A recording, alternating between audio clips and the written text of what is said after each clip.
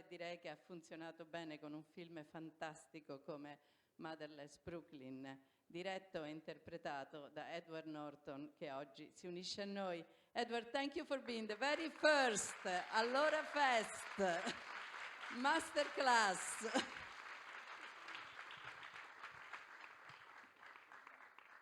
Grazie. Okay, just the two of us. Have a seat there. And abbiamo una traduzione simultanea. Chi non capisce l'inglese e vuole sentire la traduzione in italiano, avete le vostre cuffie. Edward, it's such a pleasure and such an honor not only to have you here and seen again this amazing film. Such masterful. Thank you. I mean, I think it's congratulations to you and Seoul, because I think this is it's wonderful. I agree. Yeah. I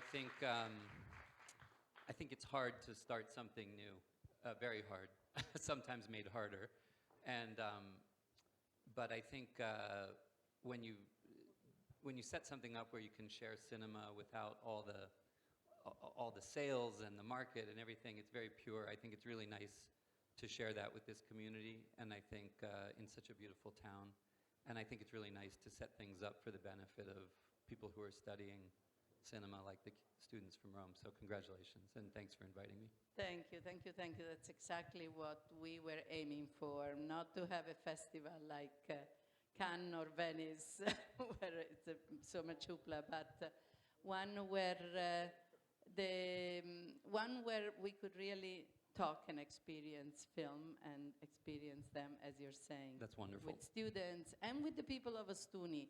And I'm very excited about having not only this beautiful cinema, which is really a state of the art, except we're going to close the doors from now on. But you know, the cinema is amazing. The stairs, the seats go down. This becomes a night restaurant can be, or a dance floor, and the sound it's really good. So. Anyway, io parlerò in inglese e, come ripeto, avete la traduzione simultanea e dopo un po' ci sarà spazio per domande. So, we're going to speak English, they'll hear the translation. Ed, let me start with this film. An amazing directorial effort. I mean, from everything I hear from actors and directors who direct themselves, it can be so hard to direct yourself. And in this particular case, your role was so engaging and involving, and it required, you know, you're there all the time. It was a lot. I would like to start from the beginning. Why did you choose this particular film for this directorial effort of yours? And so let's start from there. Why this subject? What was fascinating to you about this particular book and subject? Well, I think you're right. It is difficult to do both. When you're an actor, you have some time to rest. You have time to think and prepare. And when you're a director, you have some time on yourself. When you do both, you have no time for anything. You lose your meditative time as an actor, and you lose your meditative time as a director, because everything is pulling on you in one way or another, you know. So it's fun, but I think for me, it's too much work to do it casually. I think it's only worth taking on that enormous task if I feel it, you know, pretty deeply. So this I think it really was the character Lionel in the novel of Motherless Brooklyn, this idea of the person who's fighting with his own head and who's invisible, who's lonely because people can only see his affliction and can't see who he is inside, was very poignant, very touching to me. And I relate to it. I do feel in myself a kind of a compulsion with words, to repeat words, to say them one way and say them another way. Maybe all actors are almost Tourettic, you know. But and then I had this idea that I wanted to tell this story of what happened to New York in the 1950s. And I had this light bulb, I had this moment where I realized these two things, this detective story with this character could be the vehicle for going into this larger story about New York and America. And once I read it, you know, almost 15 years before we made the film. And I wrote half of the script, and then I couldn't figure it out, so I put it away for like 4 years. And then I went back to it because I just couldn't get it out of my head. I tried a few times to say, this is too difficult, I'm not going to do it. But it kept bothering me. There's a line in the story where he says it's like glass in his brain. This film was like glass in the brain for me. At some point I just accepted I need to get this done or it's going to keep bothering me and keep bothering me. So finally after actually 15 years of writing it and trying to get the money and failing and then trying again and failing, finally it all came together and we got it done. The process of writing, it's something that I wanted to ask you more about, the transposition from the book to the script. How much did it change over these 15 years? Well, the book is very different because the book is set in a contemporary setting. It's set in the 90s. It's not about Moses Randolph and his brother and the girl Laura. They're not in the book. The book is just about the detective with Tourette's who tries to solve the murder of his boss. But I went to the author and I asked him for permission to change the story. I said, can I use the same idea, but have the story be in the 50s? And he loved it, fortunately. He loved the idea. So the character was from the novel, but the story was my own invention. And a story in many ways, the way you set it up, but that is still so true today in America. You know, the difficulties with race and with expropriation of places. You know, it's still very contemporary in many ways. Well, it was interesting because I worked on it so long. At one point, when I finished writing it, Barack Obama was president, and I said to myself, I said, wow, you know, maybe we have the first black president. Maybe this movie maybe the themes don't apply. Then maybe the only good thing that happened about Donald Trump becoming president was that I felt, oh, my movie makes sense again. Exactly. You know, it's a real estate developer who's racist and rapes people. Okay, you know, maybe there's it has a reason again. So that's the only thing I'll thank Donald Trump for. I still for cannot bringing racism back into American culture. Yep. It's also very difficult, though, to do a period piece. I mean, not only you had to go through the difficulties of the acting and being the director and all of that, but putting together a period piece has its challenges. Yeah, I've lived in New York for over 30 years, and I love making films in New York. I think this was maybe the 10th film I'd made in New York. I've made a lot of films in New York. All the films I've directed are in New York, and I love working there. But making a period film in the modern New York is a lot of a challenge.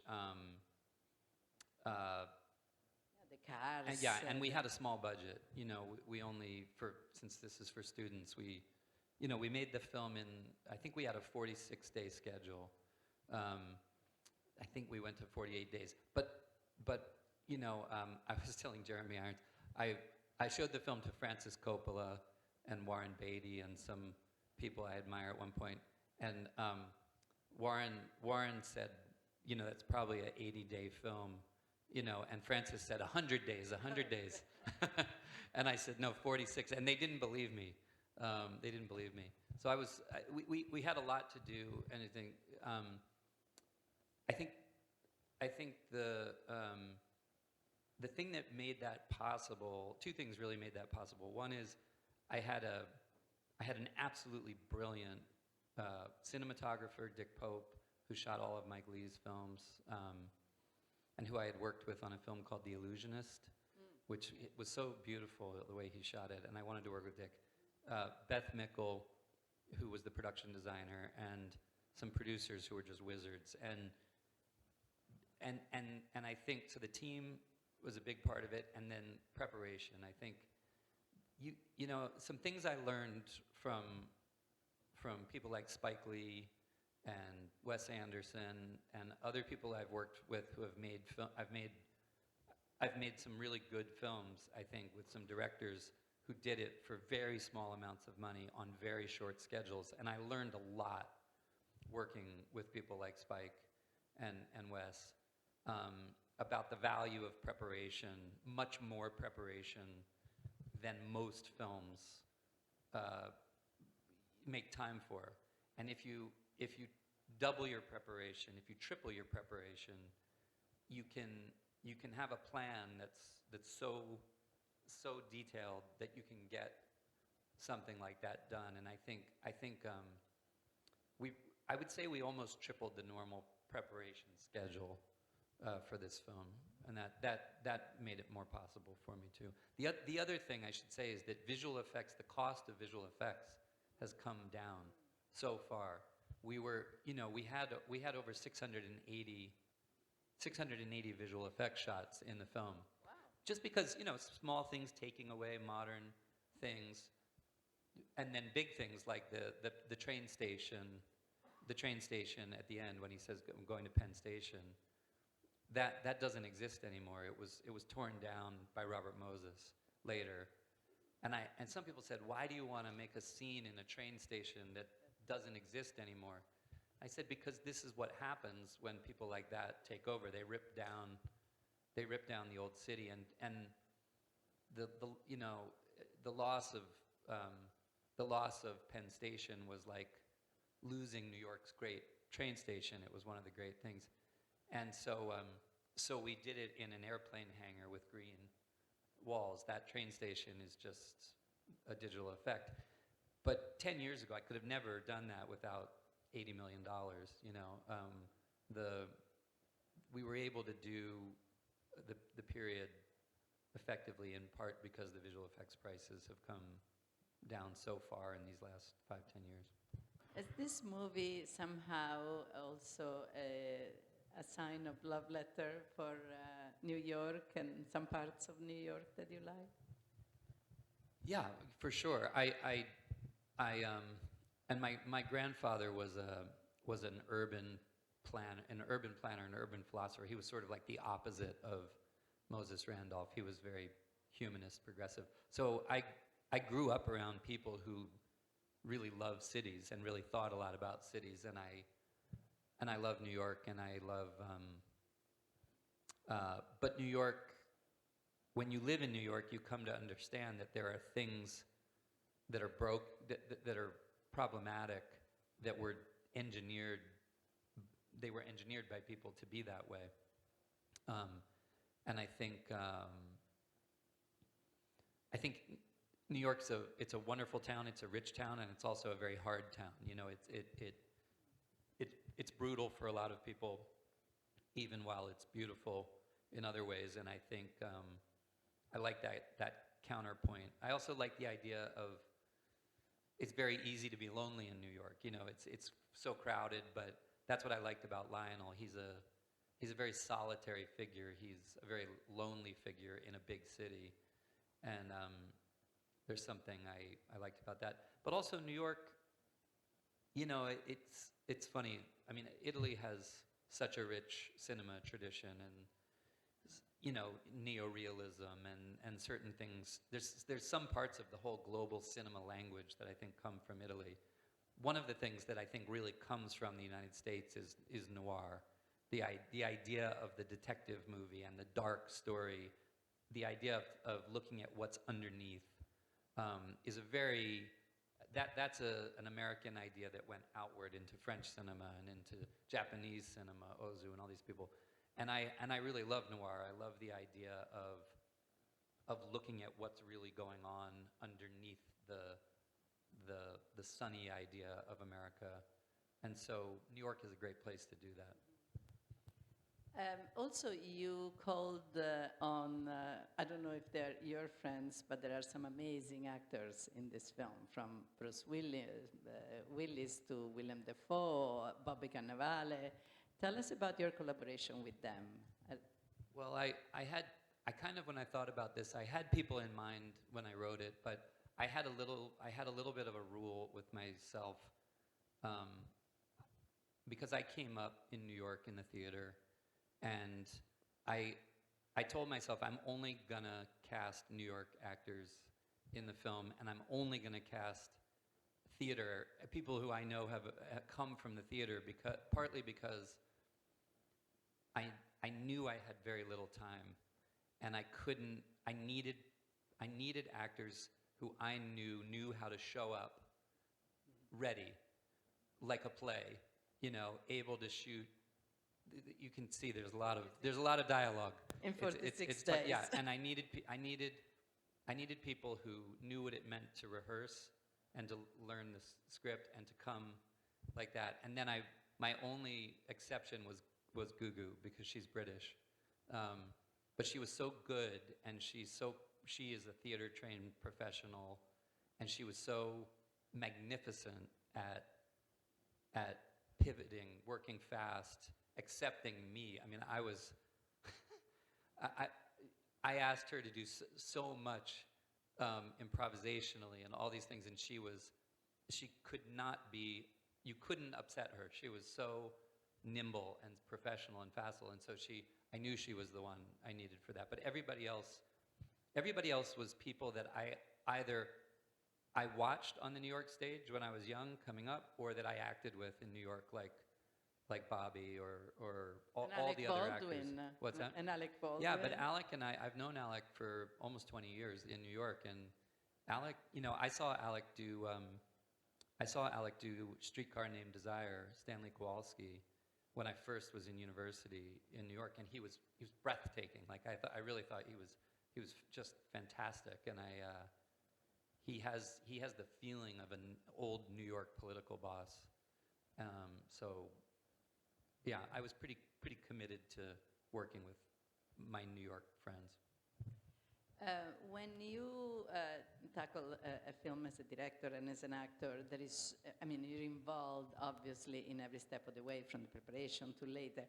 Are there some of the aspects of directing a film and acting in it that you like most or least, from editing to the post-production to obviously the promoting of it? Let's go through what a director and actor goes through. I mean, writing is awful. I love it, but I really hate it. I hate the solitude of it. I hate my own bad habits. I hate my procrastination and the way I walk around and make phone calls or read a book. Or it's just, I struggle to sit down and do the work. But writing is very satisfying, even though it's miserable. Like, it's miserable, and then it's very satisfying when you're finished. Producing, the next thing you do producing is just awful. I hate it. I think it's the most work for the least satisfaction. Finding money and doing these things. Oh, it's just that's the part I'm never going to do again. I want my part. I had such good partners on this. I'm going to leave it to them. But acting and directing it's difficult, but I enjoy acting alone. I think I would like to direct something that I'm not in. I would like to just direct something, because it would feel more liberated to me in some ways. Editing is the best. Editing is the best. Post-production is the best, because every day it gets better. Every day it gets better. Every layer you add, the music, the visual effects, every day, at the beginning of editing, you think, this is a disaster. I should burn it I should have never done this. This is the end of my career. And each day you move back toward believing that you actually know how to do something. Yeah, I loved the post-production on this. Also because, you know, I had one really, the composer, Daniel Pemberton, lives in London, and he's a genius, like a real musical genius. And we wrote the score in London together, and then we recorded it at the Beatles studio, Abbey Road. And that was like a dream. I thought I was like living in a dream. It was just wonderful. And I got Tom York, who's an old friend from Radiohead, to write that song, and Wynton Marsalis played all the jazz. And so the post-production was wonderful. I loved it. How much are you involved, in fact, in the music? That's something else I wanted to ask you. I'm pretty involved. I play music, so I had a good shorthand with Daniel, and we had reference points together. We shared a lot of reference points. We didn't have a lot of time, so I really sat with him in London, and he wrote all of it, but we wrote I stayed with him so that we could follow the good ideas quickly. I love working on music. I think working on music is one of the real delights of the whole process. And getting to work with people like Wynton is actually amazing. You see what real musical, mastery it is, and so many things happen in the music that you didn't expect. It's like another, and it's I've made films for 30 years almost. I feel like the thing that still amazes me the most about the alchemy of a film is how rough the film feels until the music, the final music, and the sound mix. In this film, the finished film feels like it's not working until you mix the sound and lay the music on, and then suddenly it works like crazy. It's like magic fairy dust, and I'm still amazed at what an important component of the magic the sound represents in a film. A good friend of mine, Carlo Siliotto, a composer who will be here in a few days, he scored many, many films, and he's going to also do a master class. And the title of his master class that he suggested is "Music is the only actor you don't see in a film." Do you kind of tend to agree to that? I do. I think that it's funny, people talk about, Eisenstein and the theory of montage, right? They say, like, you can show a child's face and show a field of flowers, and it says one thing. You can have the same face and show a car crash, and then you see grief, right? I think this is true. This is one of the amazing psychological tricks of editing. But I think the thing that's left out of that original theory of montage is music, because you can completely transform any sequence of film and the way you interpret it by the way the music interacts with it. You can ruin something. I mean, I've certainly thought that certain things I watched in a film were ruined by the music, and then other things, if the music wasn't on it, you'd be completely emotionally neutral. You'd be bored, maybe. It's astonishing how important that dance is. And in a way, it's a composer's voice, but it's sort of, if a director's involved in the music is almost like the hand of the director that you don't see, working on you, because it's guiding you into how you absorb those images, obviously, and it's great. And since we're talking about music, and you mentioned you play music, do you want to tell us about the music that you play? I'm not sure everybody knows. I'm an amateur. But I love playing guitar. I've always loved studying music, just for my own the pleasure of it. I think it's a great thing to do. I I think it helps your creativity. It helps my creativity. Like I'll buy the music. You know, there's a great book that has the musical scores of all the Beatles music, and I still sit in it and try to figure things out, and it just activates a different part of the brain, I think. Do you have music on when you write or when you? No, not usually. Not usually. It's it kind of comes later for me. I know some people do. It's funny. I thought one of the best films last year, and definitely my favorite Italian film in many years, was Paolo Sorrentino's film, Mano di Dios. Is it? La mano di Dio. I mean, I don't know if everyone saw that, but it's È stata La mano di Dio, l'avete vista, no? Tony Servillo. Okay. like I thought that was such beautiful, personal filmmaking with no. You never knew what was going to happen, where you were going. You're just on this journey of personal memory. It was like Amarcord to me, or you know, like it was just memory.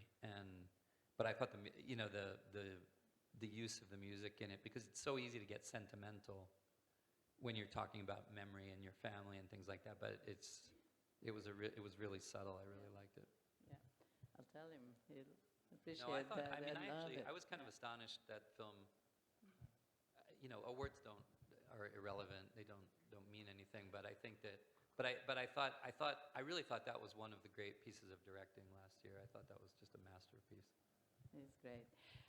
Speaking of which, what are your cinematic influences? You mentioned French movies, the Italians, the noir. As growing up and entering into this world of cinema, what were those influences? It was very diverse. You know, I mean, I was in the generation that I saw Star Wars in the movie theater when I was a kid, and it had an enormous impact on me. And I would watch old movies with my father, you know, The Magnificent Seven and The Great Escape, and just entertaining, adventurous movies. But then my mother was a huge Woody Allen fan, so I watched all of Woody Allen's films with her, you know, I've been just extraordinarily lucky, because people that had a big impact on me, like a really, really big impact on my love of cinema, I got to work with.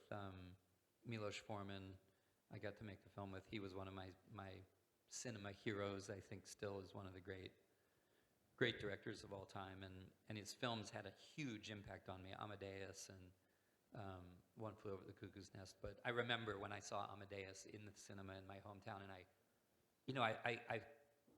was speechless. I couldn't, you know, it just seemed like incomprehensible to me that making a film that profound and big,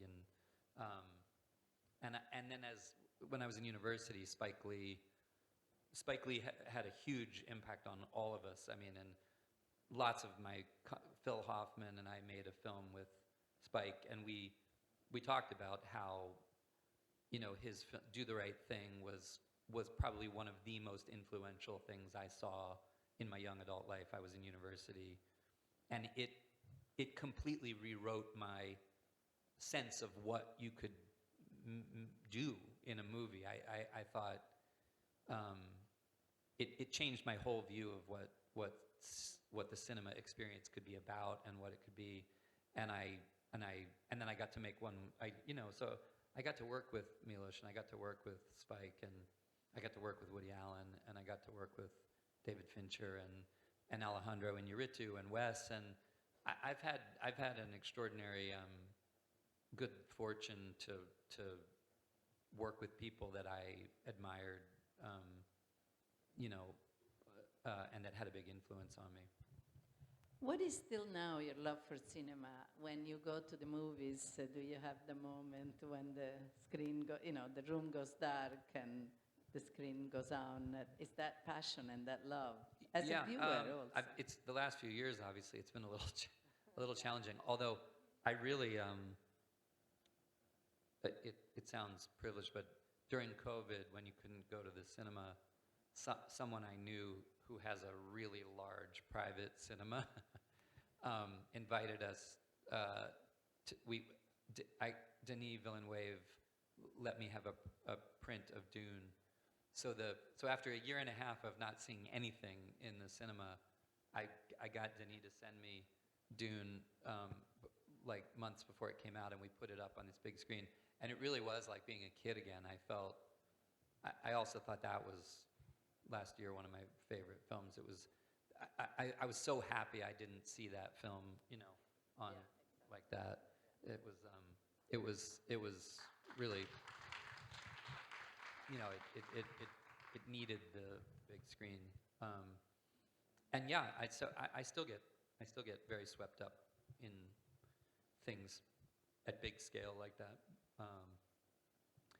And I think I don't, I think the business is changing, and there's streaming and more people watch things on television. But I think that the collective experience of going and watching things together still has a big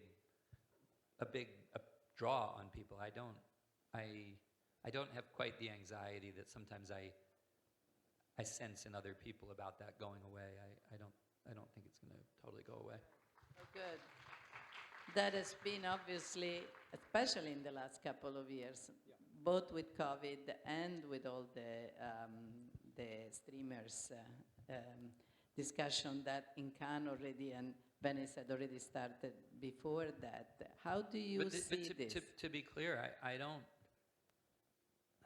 I think it's a mistake to set up this opposition between the two, to say, theatrical cinema or Netflix, Amazon, things. Like Netflix is giving films like Roma and Hand of God and innumerable other films an enormous platform. Like, never those kinds of films would have had this kind of reach, and that's wonderful. I think also you have to observe that in 30 years that I've been working in film, there's never been more opportunity for every dimension of filmmaking. There's more young people advancing into camera work, electric work. People are advancing in the careers of cinema in every category at a speed that's unprecedented because of the amount of work being driven by all this production.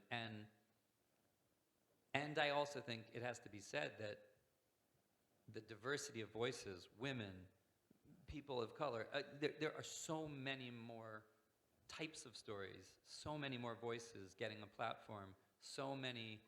It's an incredibly rich time. If you get out of this conversation about theatrical cinema versus TV, and just think of what it means for storytellers and how much opportunity there is. I don't think in my adult life there's ever been so much opportunity for people all over the world to make something personal to them and find a way to get it out into the world. And to me, that's very exciting. Also, there is a lot more international cooperation, working abroad, coming. How do you feel about that? Do you like shooting outside? I love it, yeah. I've made films in China. I've made films in Czechoslovakia. I've made Greece last year. We made a fun film in Greece. It's wonderful. It's part. Sometimes it's you think I made a wonderful film with Naomi Watts and in China, and we were in this very remote part of China, standing in a river, and you're looking around and you're saying, "This is why we did this, right? This is what we hoped it would be." But it's also fun to just do things at home in New York with friends as well. So it's But again, I think it's an extraordinary moment. I think anyone who's part of the a film academy or is coming up, you picked a good moment, because I think it was much. It's always a struggle. It's always a struggle to do your own work and to find a way. But I think that the amount of opportunity to tell stories is bigger than ever. And one of the things that we often hear students of film asking is, how do you suggest to start, especially directors? And sometimes I hear, take a cell phone and go out and shoot film, shoot anything. What are your thoughts or your suggestions for people starting? I do think that's true. I don't think, unfortunately, as an actor, I mean, I always found the experience of waiting around for a job was horrible. I hated it. So I would write things, or I would get together with my friends in New York, and we would rent a theater that was like as big as this state, and we would put things up. And I think that you have to be active. You have to try to take control of your own destiny, And I do think it's very important to try to make your own work happen. And look, when I was 22, you couldn't shoot on 4K like this. You know what I mean? I mean, now you can do anything, and I think there's much less financial burden involved in going out and making really high quality work. So no excuses. You just go and make your films. I've never met him, but I was reading about Taika Waititi, the director of Jojo Rabbit. I don't know if I'm pronouncing his name right, but crazy guy. yeah, I think that creative life involves uncertainty and risk, and I think people want it to be like being a banker. You want to go to school, and then you want to get out, and then you want to get a job, and you want to have it go like this. But his story is fascinating. He was an artist for 10 or 12 years. He was playing music. He was busking tables. He was doing visual arts for a long time, and I think you really see that the artist that he is, the work he's doing, it's idiosyncratic. The things that make his work unique and special come from the time that he wasn't making films. It comes from diverse experience as an artist and as a human being, just floating, journeying, and it's those times. I mean, sometimes when I think about like my 20s, it's a strange moment, because when you're young, you want things to happen, so you feel anxious. But the truth is, it's a beautiful time. I think if you can let yourself surf, let yourself float through the experiences without being too focused on career, too young, I think you can build your own. It's where you find your own voice, and it gets more and more difficult to have that kind of freedom. So I think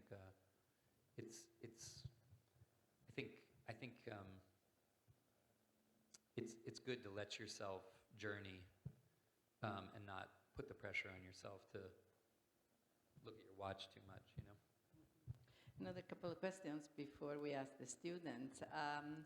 When we asked you for this masterclass and asked you for the film you wanted to show, you chose Motherless Brooklyn. Do you have a particular love for this film before we abandon? Yeah, no, I feel anything you work on for whatever it was, 2.5 years of production and 10 or 15 years of writing, I feel a special thing. But I think it's probably particularly because you said that we'd have film students, involved. I think it's something that I can speak to more dimensions of it. So I thought it would be good. But it's I do think that's another thing that's worth sharing if you're getting into doing your own work. There's lots of things that just take a long time. You'll work on them for years and years and years. In truth, I worked on it 20 years before we made it, but I worked on it really. I tried to make it actively for like 15 years, and you think, oh well, Edward makes films and he can get anything done. It was very, very difficult to get it made. It was very difficult to assemble the cast and get the money and get it made. The film Naomi and I did, she and I worked on it for 8 years. We tried to get that film, The Painted Veil. We tried to make that for 8 years. Oh, I didn't know that. Yeah, and it was difficult. I think you sometimes you just have to. You try and you fail, and you get something else done in the meantime, and you try again, and you might fail, and you get something else done in the meantime. Sometimes you just have to keep pushing it against that door until it opens, and I think people get discouraged. But if you feel it deeply, if you know it's something you want to do, you have to be somewhat relentless about it and not. I think it's good to not have the expectation that everything you see in the cinema got done like that, because it's. I mean, we were talking about Francis Coppola, who was like a mentor to lots of us and is a wonderful person. You know, the film he's making now, he's been trying to make this film for 50 years. 50 years. As long as I've been alive, he's been trying to make. He talks about it. Yeah, Megalopolis, right? Yeah. And he at the peak of his career, you know, he tried to get it made and no one would make it. And now he's spending his own money. So buy some of his wine, you know, buy more of his wine, because he's what Francis is 82, 80. He's 80. I think Over he 80. turned 80 Yeah. last year, So right? he's one of the greats of all time. He's been trying to make this movie for over 50 years, and now he's finally doing it, which is really inspiring to me. I mean, 100 million of your own money is. I guess when you're 80, what are you saving it for? You know, like you might as well make the film. Besides, it's not bad up there. No, exactly. But I do think it's, you know, if Francis Coppola sometimes has to spend 50 years trying to get something done, that should inspire all of us. You know, in a way, it's like Fellini. Nobody wanted to give Fellini any money to make any movie ever, and yet look at now. You know, we look at Fellini and his movies, and you think, oh my goodness, was it really that hard every time? So it was the same story. We're in Italy. I have to ask you, I know you love Italy. One time we talked about the Dolomites, which you love. Now we're in Puglia. Your first impressions in Puglia, the region? It's hotter than the Dolomites. Yes, definitely. I've only been, haven't gotten to really explore, but Right. I'm really looking You've forward never to it. been here before? Never been down here. No. Wonderful. And then, actually, a woman who works at my company is from Tropea in Calabria. Calabria. Yeah, yes. the toe on the toe. But so she's always been telling me, you've got to go to the south. You've got to go to the south. So it's great. I'm looking forward to exploring very much. Wow. But yeah, I always like coming to Italy, and I think I do think there's not just because of the cinema tradition, although I've always loved coming and interacting with my friends in Italian cinema and stuff like that. But and I have been very, very inspired. I mean, Fellini, obviously, I do think 8.5 is like maybe one of the most important artistic, benchmarks. One time I was at a dinner. I was at a dinner for something. There was big tables, and Martin Scorsese was sort of sitting over here. Maybe I had met him, but I didn't know him very well. And other people were like getting salad or something, and he was sitting there.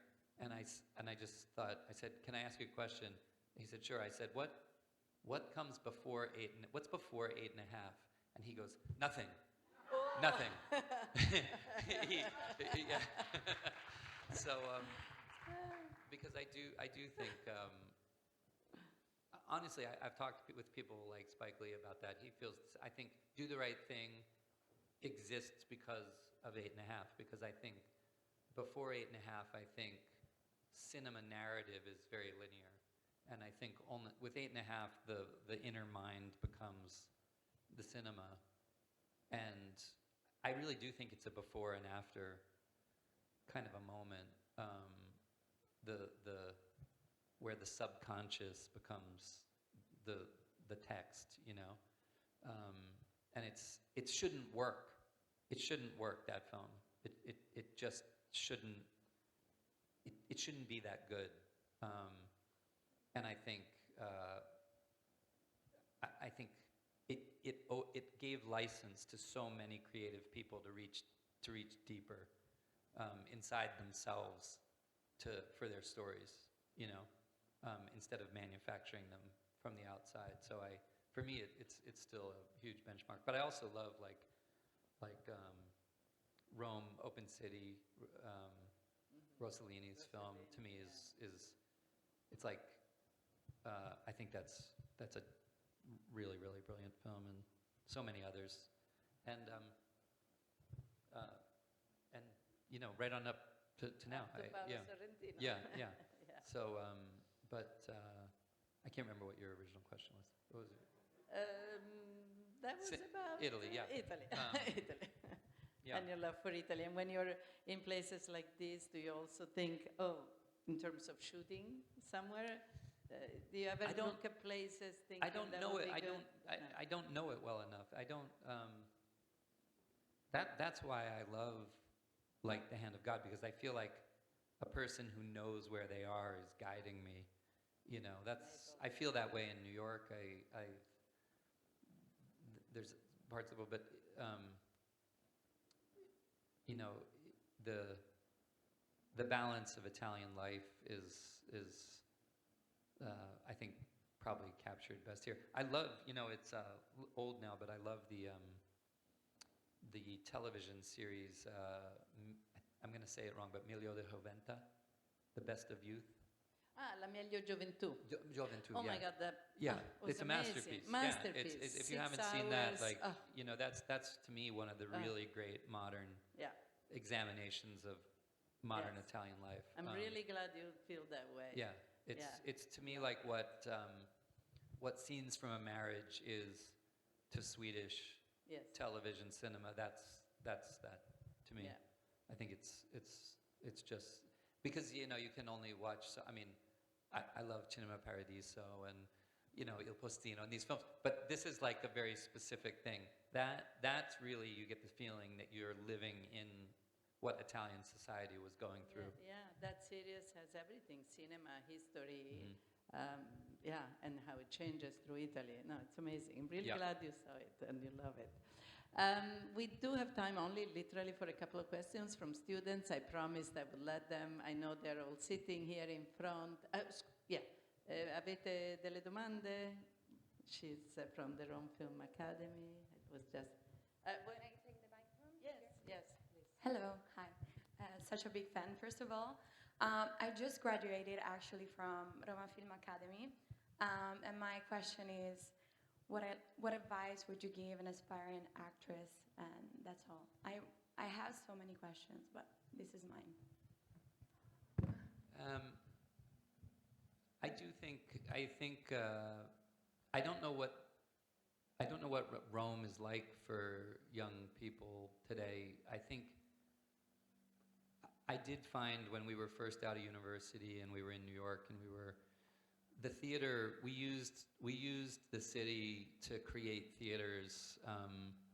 We ended up starting a theater that now it's a big theater, but the theater we started in 1991 in the little neighborhood in New York in a tiny, it was actually a Japanese cultural center. It wasn't a theater. It was a Japanese cultural center, and we set up 60 seats, and we started putting on our own plays. And now that theater, we have 3 theaters, and Frank Gehry built the theater. And so you never know. I mean, the main thing I would say is really great things sometimes start really small, and you have the feeling of like, oh, this is a joke. This is ridiculous. This is, you know, you feel like no one's paying attention, or you feel like it's small, but you have to do that. You have to get your own collaborators together and put up your own work, and do it in small places, and do it because you build your muscles, but also you never know what's going to flower out of these very humble ideas. And I think sometimes, I'd say most of the people that I came up with in New York, Bobby Cannavale, Phil Hoffman, Mark Ruffalo, you know, my friends, Sam Rockwell, all of us were doing, we were part of little theater companies in the beginning. You know, sometimes we were starting them on our own, and it all felt not amateur. Like, we would go and see each other's things, and, oh my God, that guy's really good. But it wasn't like Hollywood was paying attention, you know. And I think you have to be willing to do things. You have to be willing to do things that feel humble, that feel small, and not just wait for Netflix to call, or for Paolo Sorrentino's next movie or something like that. You know, you just don't wait. Just get going. Thank you. Altre?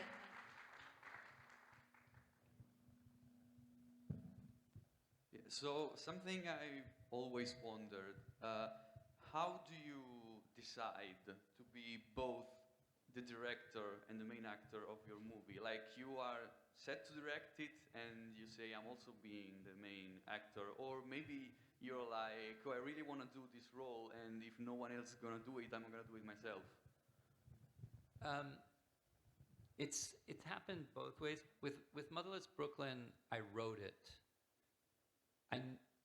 Since I wrote it, I knew I wanted to play the role.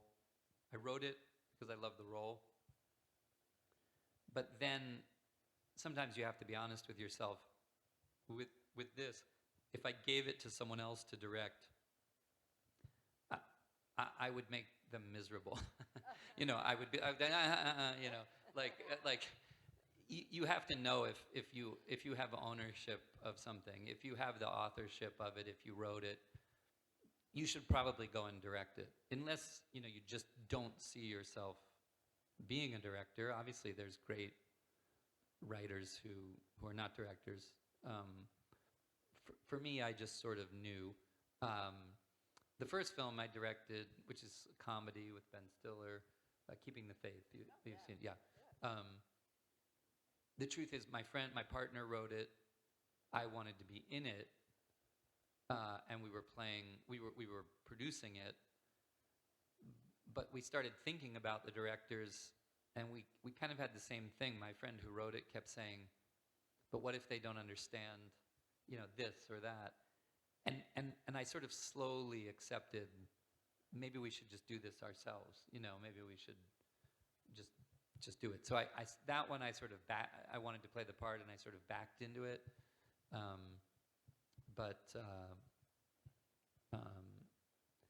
You know, I don't know. It's the chemistry is unique on everyone. I've written something now that I would prefer not to be in it. I think there's a role. There's one sort of smaller role I could play, and I would do it if it helped me, you know, get the financing. But I would rather not, just because I feel I'd rather sit outside it. So it's. I think you just have to trust your gut, trust your own feeling.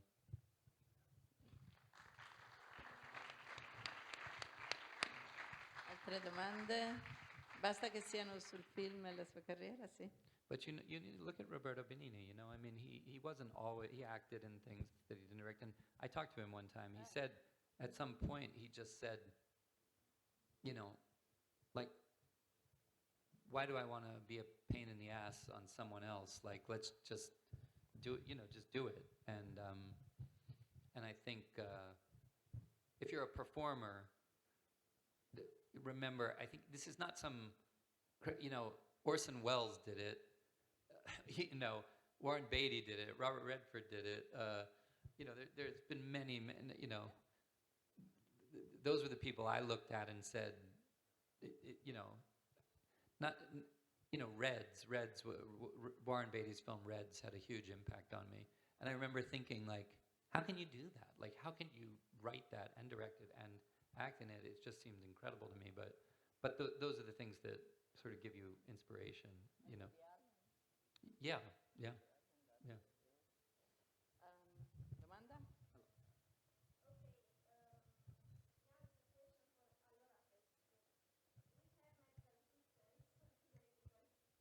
What happened? Thank you. It is.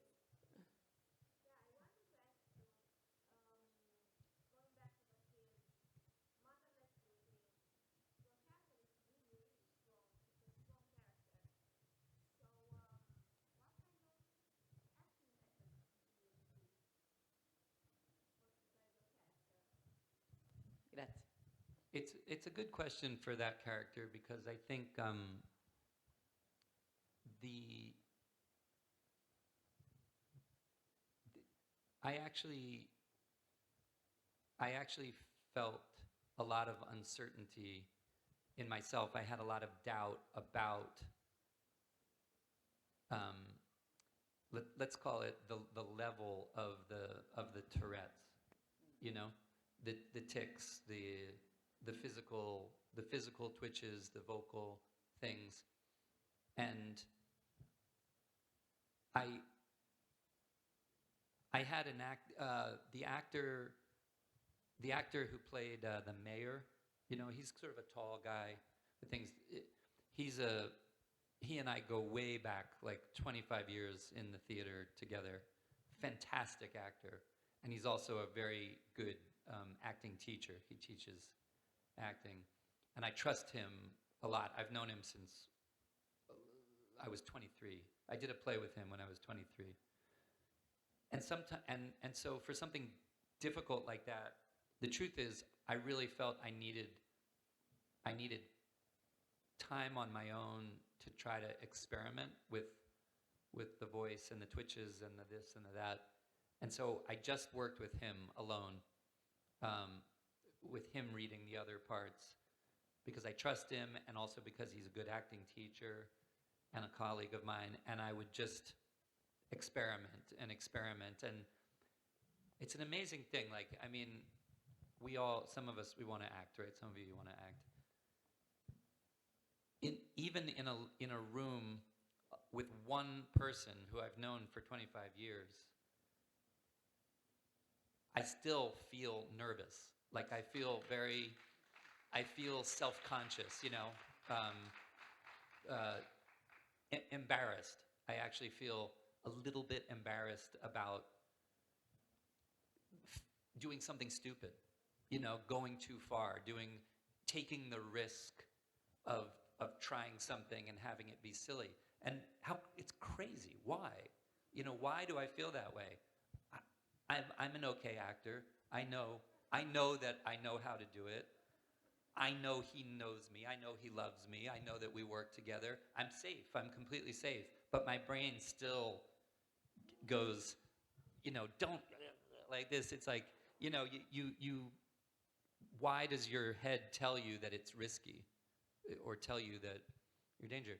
So you have to push through that, I think. To do something extreme, you need to push through it. And it's almost like lifting weights. You just have to build the muscle, get the feeling to be automatic. But here's an interesting comment, which is what I think is something that's wonderful about film. I came up in the theater. I acted in theater all my life, and I worked in the theater. When I started working in film, it took me a while, and actually it was because of working with Milos Forman. I felt that I needed to approach acting in film the same way as acting in the theater. I felt that I needed to achieve perfection. I needed, if we were shooting a scene and we did a take, I never wanted to stop unless I did it from beginning to end exactly the way I would want to see it in the film. And it took me a while to realize that that's not how film works. The film is like, Milos said to me, he's like, it's like clay. It's not the sculpture. It's just the clay. And when you realize that the director is gathering clay and he's going to shape it later, or she is going to shape it later, then you realize, even if I'm prepared, even if I'm ready, maybe I should experiment a little bit. Maybe I should do one here and one here and one here. And on this film, because I knew I was going to run out of time. I didn't have time to get it perfect as an actor, because as a director, I didn't have that time. So I did make a decision to be very, very technical on the film, not to wait until I felt, connected or perfect. I was very technical. And sometimes, if there were scenes where I wasn't sure how severe should the ticking be, I did one take here, and I did one take here, and I did one take here, to make sure that I covered it. And then I didn't have to think about it. I knew I gave myself the options later. And I think that's acting in film and also directing film, because if many times directors will tell you, very experienced directors, you get in the editing room and you look at it and you're trying to make something work and you go, oh, that doesn't work. And then you realize, that's the only way I did it. Why? Why did I do that? Why did I do 5 the same way? You know what I mean? You want to blow your brains out. You say, it's like, give yourself options. In film, as an actor, in film, as a director, you really want to give yourself options, no matter how sure you are, no matter how sure in your mind, you're like, this is the way it is, this is the way I got to shoot it. Get that, and then do something else. Do something, if someone else has another idea, yeah, why not? Let's do it. Get it so that you're covered, because I think that you think you're emotionally pitch perfect, and then you can end up, realizing you wish you had the options. So I think with really challenging stuff, you're gonna give yourself the safety of doing the work in advance and really preparing. But then don't be precious. Don't try to be perfect on the day. Try to gather a lot of raw material. Well, we promised you a master class, and this really was a master class on cinema. Edward, I don't know how to thank you. Our time with that is up. As you know, in 7 minutes, we will have Alfred Woodard and Sinead Cusack, who is here to talk about acting. So please stick around. And Edward, thank you. Thank you. This is great what you guys have done. It's a real gift to everybody. Thank you. Thank you. Mark?